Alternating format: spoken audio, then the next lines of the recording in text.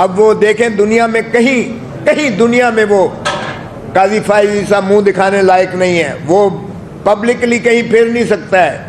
उसके ऊपर इतनी लानतें बरसाती हैं कौम के जो हमारा पाकिस्तानी है, चाहे वो पाकिस्तानी पाकिस्तान में है, चाहे वो पाकिस्तानी दुनिया में है।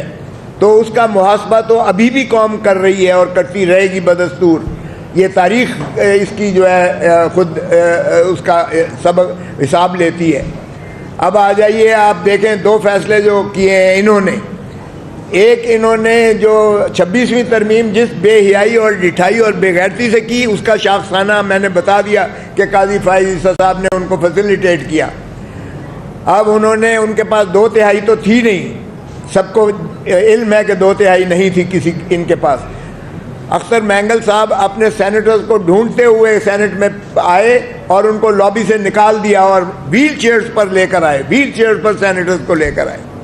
हमारे MNAs को जिस तरह से उठाया गया,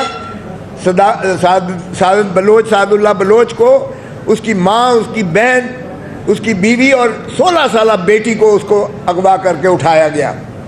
लोगों को 3-3 अरब रुपए जो है MNAs को ऑफर किए गए।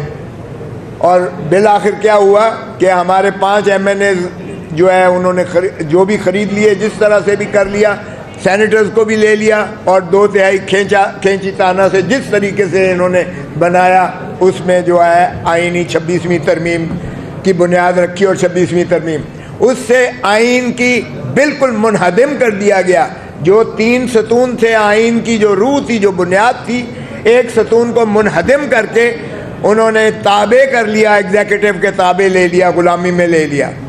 अब न सिर्फ ये कि उसमें अदलिया को ले लिया, बल्कि इलेक्शन कमीशन को भी दवाम दे दिया।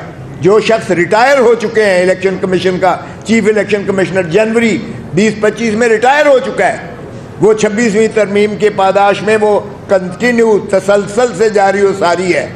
इसलिए कि वो उसमें मुंदर्ज कर दिया गया 26वीं तरमीम में कि जब तक नया चीफ इलेक्शन कमिश्नर या इलेक्शन कमिश्नर नहीं आता मेंबर, तब तक ये जारी व सारी रखेंगे। ये भी फिस्तायत की एक नई इंतहा है जिसका इर्तिका किया गया है।